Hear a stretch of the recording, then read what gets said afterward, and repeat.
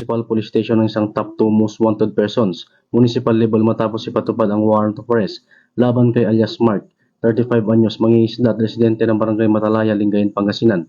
Ang operasyon ay sinagawa pasado 12:24 ng tanghali ng December 1, 2025 sa Barangay Poblasyon, Lingayen, Pangasinan. Batay sa spot report, ang pag-aresto ay alinsunod sa warrant of arrest na nilabas ni Honorable Maria Laarni Ramos Moreno, presiding judge ng Regional Trial Court Branch 68, Lingayen, Pangasinan, na maharap sa kasong statutory rape na walang rekomendadong piyansa. Ayon sa mga pulis, maayos at mabilis ni sinagawa ang operasyon sa tulong ng dalawang alternative recording device bilang dokumentasyon. Matapos maaresto, isinilalim ang suspect sa wastong e-warrant at National Police Clearance Verification System. Dinala rin ang akusado sa Lingayen District Hospital para sa kinakailangang medical na eksaminasyon bago tuluyang i-detain sa Lingayen Police Station para sa kaukulang disposisyon. Patuloy namang pinalalahanan ng kapulisan ng publiko na makipagtulungan sa mga otoridad upang maisulong ang kaligtasan at justisya sa komunidad para sa bagong Pilipinas.